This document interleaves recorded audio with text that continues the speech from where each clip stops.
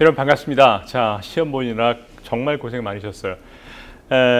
서울시 사회에 대해서 여러분 간단한 이번에 기출문제에 대한 특징을 안내해 드리고요. 바로 본격적인 해설 강연을 해보도록 할게요.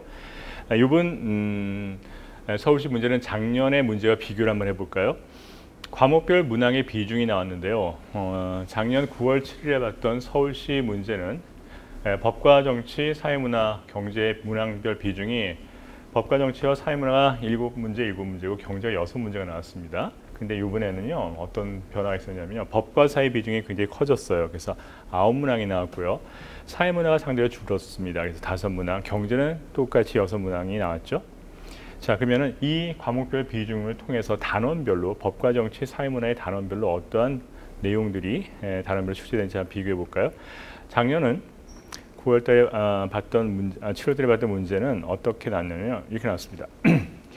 법과 정치 7문항이 나왔고 사회문화가 7문항이 나왔는데 그 중에서 특징이 3단원이 작년 내지를 않았어요. 그래서 이번에 여기에 집중적으로 나왔습니다. 사회문화는 개인과 사회구조와 그 다음에 사회계층이 비교적으로 국가와 지방직에 비해서 적게 나왔음에도 불구하고 이번에도 계속 요번입니다. 여러분 올해 봤던 것 중에서 사회계층과 불평등이 한 문제 나왔고 2단원에서 집중적으로 출제됐습니다. 그리고 법과 정치에서는 아까 말씀드린 것처럼 작년에 출제되지 않았던 3단원이 굉장히 문항 비중이 높다는 것이 특징이죠. 자, 그러면 전반적으로 난이도의 총평은 쉬웠습니다. 그래서 꾸준히 공부했던 친구들이라면 사회에서 아마 전략적으로 좋은 점수를 받았을 겁니다. 자, 어떤 문제가 나왔는지 한번 본격적으로 해설 강의를 해보도록 할게요. A 책형입니다. 상속에 관한 문제가 지난번 서울시도 나왔는데 이번에 또 나왔습니다. 자, 어떤 문제냐면 상속이요. 사망을 했는데 유언이 없이 사망을 했습니다. 그러면 유언이 없는 경우는 상속이 개시되죠, 법정으로. 그래서 이제 유족들이 누가 계시냐면 배우자가 있고요. 늙은 어머니와 그다음에 딸이 있고요. 결혼 여부와 상관없이 직계비속은 똑같이 균등분할 상속을 받습니다. 그래서 1대1로 받고 배우자는 50%를 가산받죠. 자, 이게 바로 상속 재산입니다. 자, 그래서 9억 원 있는데 1번 가볼까요? 법정 상속 제1순위는 아들과 딸이다. 맞습니다. 왜냐하면 유언이 없을 때 법률로서 상속받을 1순위가 바로 피상속인 돌아가신 분의 직계비속이고 그 다음에 2순위가 직계존속이고 그럼 배우자는 어떻게 상속받느냐면요. 1순위라고 못을 박지 않고 1순위가 있다면 1순위와 함께 공동상속하고 그 다음에 1순위가 없어요. 그러면 2순위와 공동상속을 하게 되는 겁니다. 법정인 배우자는. 이 1순위, 2순위가 없다면 그때는 배우자가 단독 상속받게 돼 있죠. 법에서. 그 다음에 배우자마저도 없으면 그때 3순위 형제자매가 되고 그 다음에 이 형제자매도 없으면 사촌위의 반계열 쪽이 4순위가 되는 겁니다. 따라서 1순위는 직계비속이다. 그럼 맞는 말입니다. 자, 2번 가볼까요? 배우자는 아들, 딸과 공동 상속된다. 아들, 딸이 있으니까 배우자는 1순위와 함께 상속받는 거 맞네요. 3번 갑시다. 배우자는 아들, 딸의 상속분의 50%를 가산받는 거 맞죠? 4번 가보면 출가한 두 딸은 각각 2억 원의 상속을 받을 수 있다. 그럼 한번 해봅시다. 자, 돌아가신 분이 피상속인이고 이 피상속인의 법정인 배우자가 있고요. 그 다음에 직계비속이 있다면 배우자는 공동상속되는 거죠. 그럼 1순위가 누구냐면 직계비속인데 딸이 둘이 있죠. 그 다음에 아들이 하나 있습니다. 혼인 여부와 상관없이 균등분할 상속되는 1대1을 받게 되고 배우자는 1.5를 받게 되는 거죠. 상속재산이 9억 원이니까 이거 2대 3으로 고칠 수도 있을 겁니다. 따라서 전체 9분의 3을 받겠죠. 근데 9억이에요. 따라서 약분하면 3억을 받게 되고 여기는 2억을 받게 될 겁니다. 따라서 2억의 반이 1억을 더 받아서 3억이 상속분이 되는 게 배우자의 상속분입니다. 따라서 출가한 두 딸은 각각 2억 원을 상속받을 수 있다. 맞는 말이죠. 그럼 정답은 5번이겠네요. 늙은 어머니는 1순위자가 있는 한 2순위자는 상속권이 없습니다. 따라서 며느리와 같은 비율로 상속받는다. 이게 틀린 말이죠. 그래서 정답은 틀린 걸 고르는 5번이 정답이 되겠습니다. 자, 그 다음에 A 책형이기 때문에 2번이죠. 자, 그럼 3번 갑니다. 정보 공개에 관한 청구 제도인데 이건 행정법 파트에서 간단히 언급하는 내용인데 아마 이건 여러분 읽어보시면 될 것 같아요. 자, 국가기관 정보 공개에 관한 법률에 의해 가지고 여러분 이렇게 국가기관이 갖고 있는 정보를 공개해달라고 요구할 권리가 있고 그 권리에 응해서 국가기관은 이거를 공개할 의무가 생기는 겁니다. 법적으로. 따라서 이렇게 공개하게 되면 투명성 높일 수 있고요. 그 다음에 알 권리를 보장할 수도 있겠죠. 그 다음에 3번은 재량권은 자기 마음대로 할 권한이죠. 따라서 국민이 이렇게 행정기관의 정보를 공개를 요구함으로써 행정에 참여하다 보니까 행정기관이 마음껏 할 수 있는 재량권은 강화가 아니라 축소될 겁니다. 4번도 맞겠고요. 그 다음에 남용을 견제하는 여러분 긍정적 기능을 행사할 수 있겠죠. 그래서 이런 관련된 법률에 의해서 공공기관은 공개할 의무가 생기는 겁니다. 자, 됐어요. 정답 몇 번? 3번이 적절하지 않은 게 되는 겁니다. 이어서 가볼게요. 4번은 우리가 국회 편을 공부할 때 국회 4가지 권한을 공부했을 겁니다. 입법에 관한 권한, 재정에 관한 권한, 그 다음에 헌법기관 구성권, 국정의 통제에 관한 권한을 4가지를 공부했는데 재정 파트에서 국회의 권한이 나왔습니다. 그래서 한 해 우리나라 국가가 쓸 계획안이 예산안이죠. 예산안 편성은 누가 해요? 바로 행정부가 합니다. 예산은 국가기관에서 행정부가 편성해서 예산을 심사하는 기관이 바로 국회니까 회기연도 개시 90일 전까지 국회에 제출하게 되어 있습니다. 그러니까 편성은 정부가 한다. 맞습니다. 그 다음에 편성된 예산을 심사를 할 거 아니에요. 국민 편에서. 그래서 소관상임위원회와 예산결산특별위원회가 정기국회에서 만들어지기 때문에 여기서 본격적으로 심의를 할 겁니다. 그리고 여기서 결론을 내리겠죠. 본회의에서. 근데 예산안 같은 경우에는 대통령이 거부권을 행사하지 못하기 때문에 의결되는 순간 곧 확정이 되는 겁니다. 법률안은 국회가 의결되면 확정이란 말을 못 쓰게 되는데 거부권 때문에 예산은 거부권이 없습니다. 따라서 의결되는 순간 확정되면 그것을 갖고 국회의 예산이 정부로 이송하게 되면 집행을 하게 될 겁니다. 집행은 당연히 행정부가 하는 거겠죠. 그 다음에 집행됐어요. 그럼 이미 쓴 돈이니까 그건 결산일 겁니다. 그래서 들어오고 나가는 계획안에 대해서 집행한 내역을 행정부에 있는 감사원이 그 결산한 내용을 검사하게 되고 그 검사한 결과를 대통령과 국회에 보고하게 되면 다음 연도에 그럼 국회는 결산을 심사하게 되는 거죠. 그래서 내년도 예산과 작년도 결산을 함께 심사하는 게 바로 국회의 예산결산심의위원회입니다. 자, 1번은 맞고요. 정부가 편성을 하는 거고요. 그 다음에 2번을 봅시다. 기획은 국회에서 맞죠? 그 다음에 니은은 검사라고 하고 국회는 심사라고 하는 겁니다. 용어가 틀리죠? 그래서 감사원이 이 업무를 담당한다. 맞는 말입니다. 3번을 보시면 결산은 예산의 심의 의결권은 하면서 확정하는 것이 단계다. 맞네요. 그래서 의결이 곧 확정하는 단계입니다. 그럼 4번은 가봅시다. 예산은 회계연도 여기 나와 있죠. 우리는 1년 단위로 회계를 연도가 규정되고 있는데 예산회계법에 따라서 회계연도 시작되면서 회계연도 시작이 1월 1일이거든요. 1월 2일서부터 시작되는데 시작되면 국회가 예산 결산을 한다. 아니죠. 회계연도 시작되기 전에 심의 의결을 해야 될 겁니다. 그래서 정부는 예산 회계연도 개시 90일 전까지 국회에 제출하게 되면은 국회는 이것을 회계연도 개시 30일 전까지 예산을 심의 의결해야 되는 겁니다. 따라서 시작되면 하는 것이 아니라 시작되기 전에 해야 되는 겁니다. 그래서 정답이 4번이 틀렸고 예산회계법에 따라서 우리는 1년 단위로 회계연도를 계산하고 있습니다. 자, 따라서 5번도 맞는 말이죠. 정답은 틀린 거는 4번을 고르시면 될 것 같습니다. 자, 재정에 관한 권한이었다. 5번 가볼까요?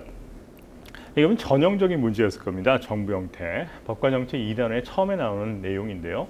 자, 행정부의 구성이 입법부에 의존하지 않고요. 독자적으로 구성되는 형태가 우리는 대통령제라고 알고 있을 겁니다. 반면에 전형적인 정부 형태의 대표적인 대통령제 아닌 게 바로 의회를 구성하게 되면 의회에서 행정부 내각을 구성하는 게 바로 의원 내각제가 되는 거죠.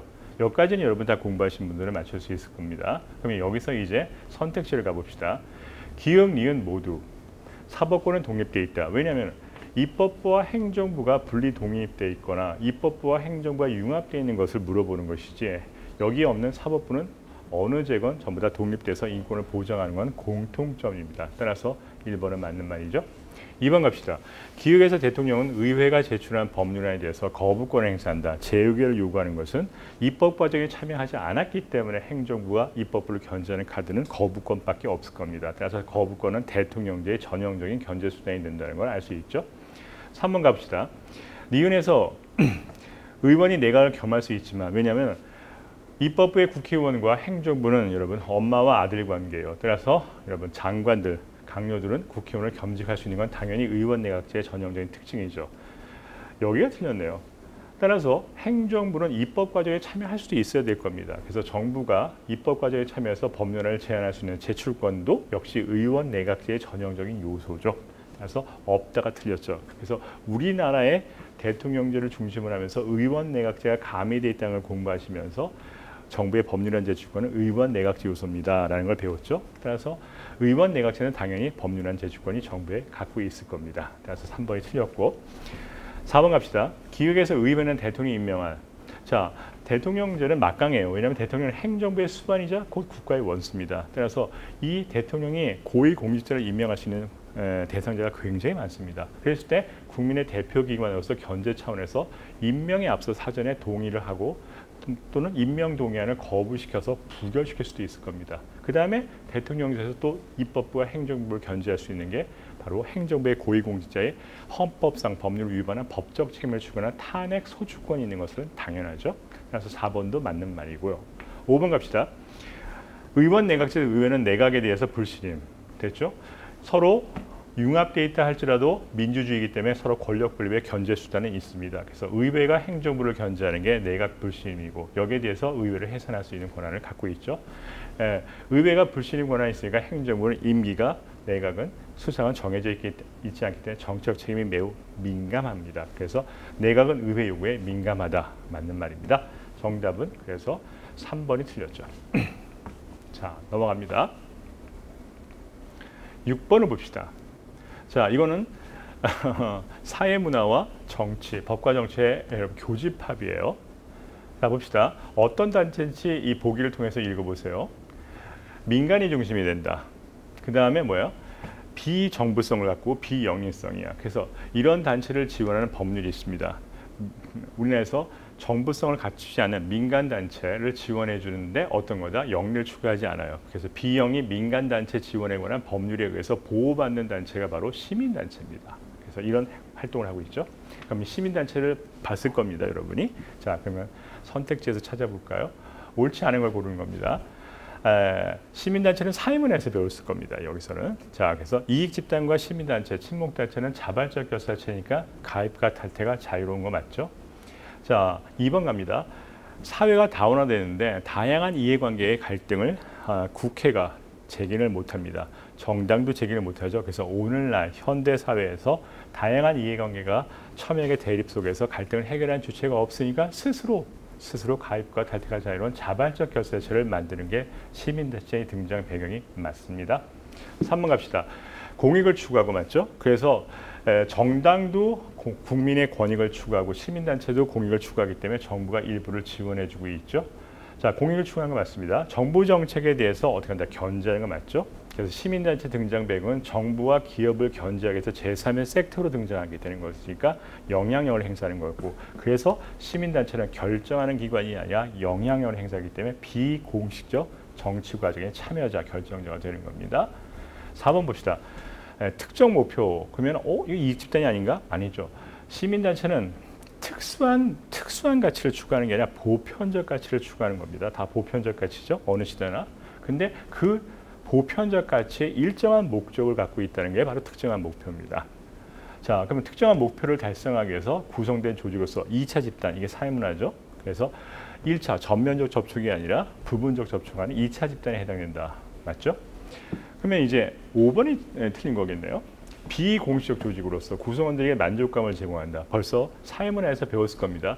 비공식적 조직이 되려면 공식적 조직 내에서 친목을 도모하는 단체를 우리는 비공식적 조직이라 하고, 시민단체는 그 자체가 특정한 목표인 보편적 가치를 추구하기 위한 독자적 기능을 행사하기 때문에 사회조직으로서 물어본다면 이거는 공식적 조직이 되는 겁니다.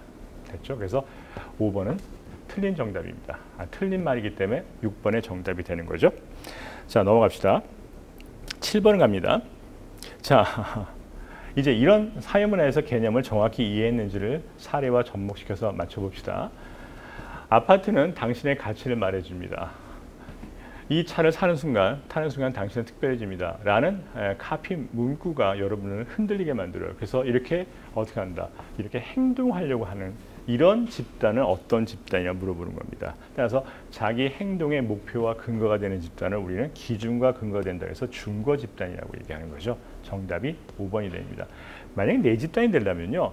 내 집단은 객관적으로 소속된 적이 있거나 지금 현재 소속되고 있어야 돼요. 이거는 앞으로 가고 싶은 여러분 목표가 되는 집단이기 때문에 소속된 적이 없기 때문에 내 집단이란 말을 하지 못하고 외 집단은 더 할 수 없겠죠. 소속되지 않은 집단 중에서 적대적 감정을 갖고 있으니까 말이 안 될 겁니다. 공동사회는 결합 자체가 목적인 본능적으로 결합되는 거고 이익사회는 어떻게 이익 집단이죠. 이건 이익 집단은 보편적 가치가 아니라 직업별 특수한 가치를 추구해서 로비하는 압력을 가하는 집단입니다. 따라서 여기에 해당되는 단체는 준거 집단밖에 없죠. 자, 갑시다. 8번 가볼게요. 이번에 꼭 나온다고 얘기했을 겁니다. 자, 개인과 사회를 바라보는 관점이 나왔죠. 근데 밑줄 친 사람이 어떤 관점을 갖고 있는지 볼까요? 개인과 사회 중에서 어느 쪽을 더 비중을 높게 보느냐에 따라서 명목론, 실제론이 구별되고 있는데 이 어떤 사람들은 쭉 나왔습니다. 개인의 특성을 강조하고 있대요. 그럼 벌써 사회보다 개인을 강조하는 명목론이죠. 그러고 나서 부연 설명합니다. 한 사회의 특성은 그 사회 전체의 구조적인 면이 강조되지 못하고 개인의 특성을 넘어서서 새로운 성격으로 나타날 수 없다고 나왔습니다. 따라서 사회 구조적인 특성보다 개인의 특성을 강조하는 사회 명목론에 근거되는 관점을 갖고 있는 선택지를 보시면 됩니다. 이때 독해만 잘하시면 된다 그랬죠. 이것도 한번 여러분과 한번 푼 것 같은데 개인은 사회 그림자다. 그러면 사회가 주체가 되고 거기에 투영된 게 이게 원 모습이고 투영되어서 나타난 게 그림자니까 개인은 사회 그림자라고 말했을 때 이 문맥의 강조점은 사회에 있겠죠. 따라서 여기는 개인을 강조하는 명목론이기 때문에 정답은 1번이 틀린 정답이 되는 겁니다. 2번 봅시다. 개인이 잘 되면 사회도 잘 될 수 있다. 사회의 주도권을 개인이 갖고 있으니까 이거는 명목론에 근거된 설명이 맞죠. 3번 전체가 바로 사회가 되는 겁니다. 부분 개인들이죠. 그러면 사회는 개인의 합 이상이지 아니 합에 불과하다라고 보는 게 명목론이고 합 이상이다라고 보는 건 실제론입니다. 따라서 합 이상 그 이하도 아무것도 아닌 단순한 집합체에 불과하다고 보는 게 바로 명목론에 근거된 내용이죠. 4번을 봅시다. 개인이 합리적이면 너도 합리적이니 나도 합리적이야. 그러면 사회도 합리적이라고 보는 것은 사회의 합리성을 개인이 주도하는 거니까 이거는 명목론이고 만약에 이것을 개인이 합리적인데 사회는 불합리해질 수 있다. 그러면 실제론이 되는 겁니다. 그래서 4번은 명목론에 근거된 부연 설명 맞습니다. 5번 갑시다. 이게 바로 사회계약설이죠. 개인을 강조하는 명목론의 이론에 근거된 학설이 바로 우리는 법과 정치에서 배웠을 겁니다. 개인의 생명, 자유, 재산을 강조하는 사회계약설이 여기에 근거된 학설이고 실제로는 사회유기체설이다라는 걸 배웠을 겁니다. 따라서 네 가지는 다 개인을 강조하고 1번은 사회를 더 우선적으로 하는 실제론에 해당되는 거니까 정답은 1번이 되는 겁니다. 계속 갑시다. 이번에 그 서울시 문제의 약간 특징이라고 말한다면 뭐냐면 중복된 문제가 나왔어요. 대표적인 게 이거 바로 정치 집단이죠. 시민단체 아까 사회문에서 나왔는데 여기서 또 나옵니다. 그 다음에 대통령의 거부권 행사가 좀 이따 또 나옵니다. 그래서 뭘 하나를 정확히 알게 되면 여러분 어떤 승수 효과가 있을 수 있겠죠. 갑시다. 9번 가보면 정치 참여 집단이 키워드입니다. 자, 여러 집단이 나왔을 겁니다. 여기서 각각의 여러분 정치 집단의 특징을 이해하시면 금방 풀 수 있었을 것 같아요. 이익 집단은 의회와 정부를 매개한다. 이렇게 말하면 이익 집단의 특징이에요. 정당의 특징이에요. 국민과 정부, 의회와 정부를 매개하는 기능은 정당만의 특징이죠. 그냥 틀렸고요. 2번 시민단체는 선거에 후보자를 배출한다. 여러분 후보를 배출하는 이유는 선거에 참여할 것이고 선거는 정권을 획득하는 합법적인 과정이니까 정권 획득의 목적이 있는 단체는 하나밖에 없습니다. 이 중에서 정당밖에 없죠. 그럼 시민단체가 설명이 틀린 거고. 3번 갑시다. 시민단체와 달리 이런 말 정말 잘해요. 차이점을 물어보는 겁니다. 정당은 정치사회 기능을 행사한다. 정치사회와는 시민단체, 이익집단, 정당의 모두의 공통점이 되는 겁니다. 그러니까 달리란 말이 틀렸죠. 4번 갑시다. 이익집단과 시민단체는 모두가 또 나왔죠. 달리가 아니라 비영리성을 특징으로 한다. 이 중에서 비영리성을 갖고 있는 게 아까 배웠죠. 시민단체, NGO 또는 NPO가 되고 이익집단은 영리성을 추구하는 거죠. 그래서 모두가 틀렸고 5번 갑시다. 정당은 자신의 행동에서 정치적 책임을 진다. 맞습니다. 왜냐하면 정당만이 정권 획득의 궁극적인 목적을 달성해서 공약과 공천을 통해서 선거에 참여하죠. 그럼 선거는 또 무슨 기능이에요? 바로 사람을 뽑는 기능도 있죠. 뽑는 기능도 있지만 정치적 책임을 추구하는 기능도 있다는 걸 배웠을 겁니다. 따라서 정치적 책임을 지는 단체는 정당뿐입니다. 그래서 옳은 걸 고른 것은 정답이 5번이 되는 거죠. 자, 넘어갑시다. 10번 봅시다. 네, 헌법소원 정말 잘 나오죠. 자, 근데 헌법소원 심판을 청구할 수 있는 사례를 물어보고 있는데 여기서 헌법소원은 우리는 두 가지를 배웠을 겁니다. 유형이 A형, B형. 그래서 권리구제형 헌법소원과 위헌법률심사형 헌법소원인데 여기 5가지 모두 다 재판 도중에 법원한테 위헌법률 제청 신청이 기각돼 가지고 소송 당사자가 헌재에 두드리는 위헌법률심사형 헌법소원은 없어요. 그러면 다 권리구제형입니다. 따라서 권리구제형에 해당되는 사례는 권리구제는 공권력의 행사 불행사로 여러분의 기본권이 현재 침해됐을 때 제기하는 거죠. 헌재. 그럼 여기서 공권력에 의한 여러분의 그냥 단순한 권리가 아니라 헌법에서 보장된 기본권 침해를 찾아보셔야 될 겁니다. 아무것도 없어요. 근데 여기만 딱 있습니다. 2번만. 교도소 공권력이죠. 서신을 검열해요. 그럼 수용자는 국민일 겁니다. 기본권이 향유 주체가 될 수 있으니까 이런 기본권이 침해당했으니까 권리구제형 헌법소원을 제기할 수 있고 제가 수업 중에 많이 했을 겁니다. 옆 사람에 의해서 내 재산이 침해되면 헌법소원 제기하면 각하된다. 요건이 아니기 때문에 전부 다 개인 간의 분쟁일 때는 해당되지 못합니다. 따라서 기본권 침해가 공권력으로 이어진 건 2번밖에 없기 때문에 정답은 2번이 되는 거죠. 자, 넘어갑시다. 12번 볼게요. 자, 관료조직의 사회조직 중에서 관료제와 탈관료제에 대해서 차이점에 대해서 정확히 아는지를 물어본 문제입니다. 사회문화에 관계된 2단원 문제죠. 자, 그럼 첫 번째가 어느 조직 같아요? 효율적, 둘 다 효율성을 위해서 조직에 등장한 건 똑같습니다. 근데 산업사회에서 이렇게 엄격한 절차와 형식을 강조하는 조직이 바로 관료제라 한다면 변화되는 환경에 유연한 대처야. 그러면 근대 관료제라면 산업사회, 현대는 훨씬 더 변화 속도가 빠를 겁니다. 빠른 변화 속도에 효율적으로 적합한 제도는 이거 갖고 안 되잖아요. 따라서 변화되는 반관료제 또는 탈관료제 조직의 형태가 등장할 겁니다. 자, 그러면은 이제 가와 나가 구별됐으니까 여기에 해당되는 것을 매칭을 시켜봅시다. 규칙을 강조한다. 그럼 여기겠죠? 근데 규칙보다 절차로부터 자유롭대. 그럼 바로 여기일 겁니다. 그래서 기획은 탈관료제에 해당되는 설명이고 아메바형. 여기 굉장히 사회가 다원화되니까 조직도 굉장히 다양해요. 그걸 모두 다 뭉뚱그려서 우리는 탈관료제라고 하죠. 팀제, 네트워크, 하이퍼 링크형, 오케스트라형, 아메바형 다 배웠습니다. 아메바처럼 목표에 따라서 신축적으로 세포가 증식됐다가 환경이 안 좋으면 증식을 중단하는 거죠. 이런 식으로 신축적 유연하게 조직의 변화가 가능한 게 바로 탈관료제 됩니다. 그래서 기역, 니은은 탈관료제가 되는 거고요. 그럼 나에 해당되는 것을 기역, 니은을 골라보시면 됩니다. 벌써 나왔네요. 3번밖에 없네요. 그 다음에 역기능이야. 이 조직의 역기능으로서 인간 소외. 너무나 형식을 강조하면 인간은 부품으로 전락할 겁니다. 그 다음에 그 조직이 추구하는 목적보다 형식 규칙을 너무나 강조하는 현상을 목적 전치 또는 목적 전도 현상이라고 얘기하죠. 이것도 역시 어디서 나온다? 관료제의 폐단이죠. 그러니까 디귿은 관료제에 대한 설명이고 위계서열상 서열 있죠. 높은 위치가 있는 사람이 모든 권력을 다지고 있어요. 그게 바로 과도화되면서 역기능이 발생할 수 있는 것 역시 관료제의 특징이죠. 그래서 디귿, 리을은 관료제, 기역, 니은은 탈관료제에 해당되는 선택지를 고르시면 됩니다. 정답은 3번. 자, 14번 갑시다. 아주 간단한 문제였어요. 다음 중 옳게 설명한 것은 우리나라 3단원에 관계된 통치기구의 권한을 전부 다 여러분 물어본 겁니다. 국정감사예요. 국정감사는 정기국회에 앞서 30일 기간 동안 국회가 국정 전반을 감독하는 거죠. 공개해야겠어요? 비공개했어요? 감사를 은밀하게 밀실에서 감사하면 국민에게 여러분 알릴 이유가 없을 거 아니에요. 그래서 공개가 원칙입니다. 비공개가 아니라. 자, 1번은 틀렸고요. 그 다음에 조약을 국제법인 성문국제법을 체결 비준할 수 있는 권한은 최종적인 국가 원수가 할 수밖에 없죠. 따라서 국무총리가 갖고 있는 권한이 아니라 국가 원수인 대통령이 갖고 있는 권한이 바로 조약 체결 비준 권한입니다. 국회는 비준에 앞서 동의할 권한이 있죠. 자, 2번도 틀렸고요. 3번. 교섭단체가 있습니다. 원내 교섭단체라고 배웠을 겁니다.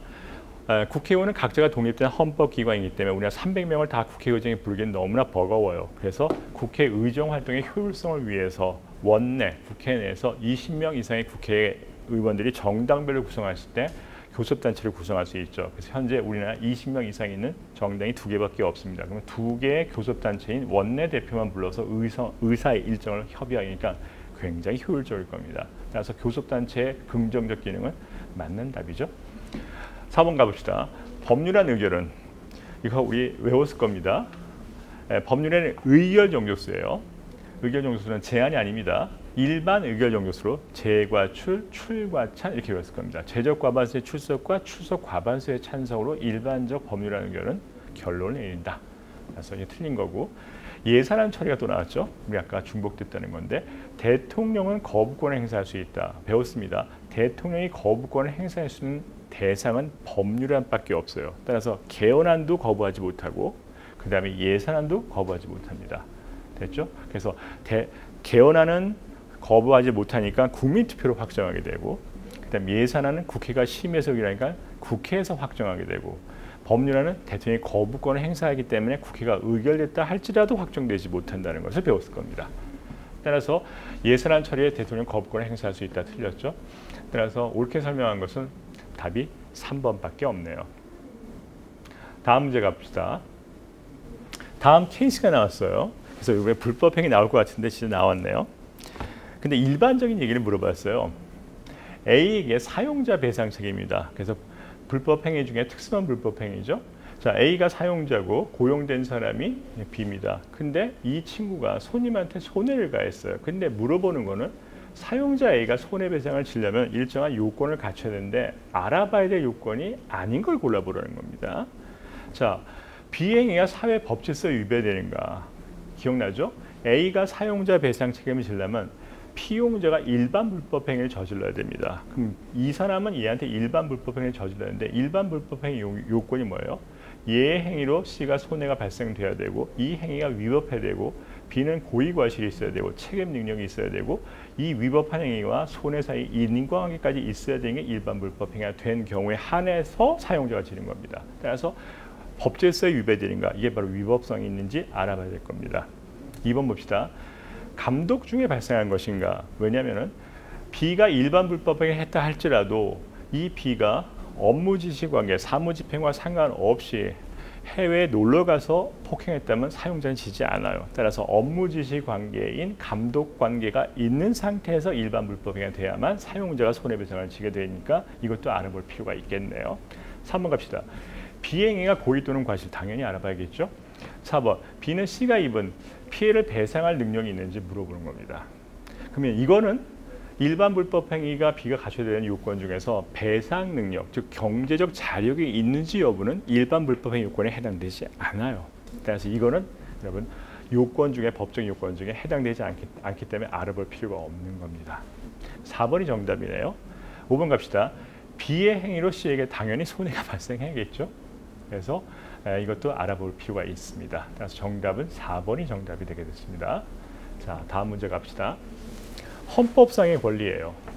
헌법에서 보장된 국민이 국가한테 요구할 권리를 기본권이라 하는 거죠. 그럼 기본권에 관계된 헌법 조문이 나와 있는데 개별적 기본권 5개 중에 이것의 공통적인 성격을 갖고 있는 기본권이 뭔지를 알아야 될 겁니다.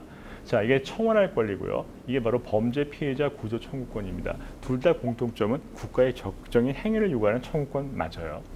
자, 그럼 청구권의 성질로서 가장 적합한 것을 골라내는 겁니다. 1번 봅시다. 당연히 기본권 국가에 요구하는 건데 국가의 일정한 행위를 요구하는 수단적이다. 요구하니까 적극적 성격을 갖고 있는데 이 청구권은 이 자체가 목적이 아니라 다른 개별적 기본권을 보장하기 위한 수단과 절차적 갖고 있는 기본권이라는 게 가장 큰 특징이죠. 그래서 이거는 생명, 신체 또는 일정한 법익을 위해서 절차적 성격을 갖고 있기 때문에 수단적 성격을 갖고 있다. 맞는 말입니다. 그럼 정답이 벌써 떴네요. 2번은 부당한, 공정치 못한 명령을 거부하고 정당한 요구를 요구할 수 있는 겁니다. 공평한 것을 요구하거나 부당한 것을 거부하는 게 바로 적극적, 소극적을 다 갖고 있는 평등권에 관계된 얘기입니다. 그럼 부당한 것을 부당한 명령을 받은 평등권 침해로 국가기관에 의한다면 헌법소원을 제기할 수도 있겠죠. 그래서 2번은 평등권이 될 수 있고요. 3번 봅시다. 역사가 가장 오래됐대요. 그리고 가장 본질적이고 소극적이고 방어적인 자연권적 성격을 갖고 있는 기본권이 뭐냐? 바로 자유권입니다. 그 다음에 최소한의 인간다운 생활을 보장받기 위해서 국가의 적극적인 급부를 요구할 수 있는 권리가 바로 사회권이고요. 그 다음에 능동적 배웠죠? 정치에 참여하는 과정. 이게 바로 참정권이 되는 겁니다. 그래서 개별적 기본권의 성격을 아는지 모르는지 물어본 문제였습니다. 자, 마지막 문제 볼게요. 20번. 이번에 이것도 사회 이동도 여러분과 많이 했는데요. 자, 사회적 위치가 바뀌는 겁니다. 그래서 사회 이동은 세 가지 기준에 따라서 6가지의 형태를 구별만 할 수 있으면 된다고 했을 겁니다. 갑시다. 대기업에 입사한 A가 있습니다. 자, 이게 바로 구조적 원인이야, 개인적 원인이야. 그렇죠. 자기가 노력한 거잖아요. 그래서 위치가 바뀌었습니다. 그래서 평사원에서 사장이 된 겁니다. 그럼 여기서 우리가 세 가지 기준이 있죠. 이동의 방향에 따라서 수직 수평, 이동의 원인에 따라서 구조적 이동, 개인적 이동, 그 다음에 이동의 범위에 따라서 세대 내 세대 간. 한번 다 말씀해 보세요. 뭘까요? 일단 개인적 이동이죠. 그 다음에 수평이 아니라 수직적 이동이고, 그 다음에 자기 평생 이동하는 거니까 세대 내 이동이 될 겁니다. 자, 나눠볼까요? 노비의 아들로 태어났어요. 자, 노비겠죠. 근데 갑오개혁이 나왔어요. 갑오개혁은 개인이 아니라 구조적 원인이 되겠죠. 그래서 원인으로 보면 구조적 이동이고, 그 다음에 신분제도가 폐지됐기 때문에 부자가 됐어요. 노비에서. 그러면 노비에서 부자가 됐으니까 수직 이동이 됐겠고, 자기 평생에 이동하는 거니까 세대 내 이동도 되고, 아버지와 자기를 비교해 보니까 세대 간 변화도 있습니다. 그런데 세대 간 이동은 수평적인 변화는 세대 간 이동이 안 한다고 배웠죠. 그래서 노비의 아들로 태어나서 노비다. 그러면 세대 간 이동이 없는 겁니다. 근데 어떻게 한다? 노비에서 부자가 됐기 때문에 세대 간 이동이 있다고 보는 겁니다. 그럼 여기서 선택지에서 보세요. 일단 구조적 이동은 될 수가 없죠. 가에는 구조가 없잖아요. 그 다음에 여기는 세대 간 이동이 있을 수 없습니다. 그 다음에 여기 수직 이동만 있으니까 이건 수평 이동이 되지 못하죠. 그럼 3번과 2번이 남았네요. 여기서 개인적 이동 맞습니다.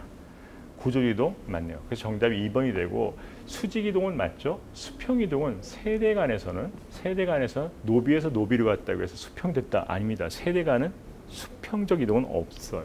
다만 세대 내에서 노비에서 관노비에서 산노비 됐다. 그럼 수평적 이동이 있는데 세대 내에서도 수직 이동밖에 없습니다. 됐죠? 그래서 정답은 2번이 되는 거죠. 자, 20번까지 다 문제를 풀어봤습니다. 이제 성적은 정해져 있어요. 그리고 선택 과목이기 때문에 조정 점수가 있으니까 이제 자기 원점수가 꼭 성적에 반영되지 않는 겁니다. 이 해설 강의 통해서 자기 앞으로 미진한 분야가 뭔지 캐치하는 그런 기회를 삼도록 하세요. 자, 강의 내라 고생 많으셨습니다.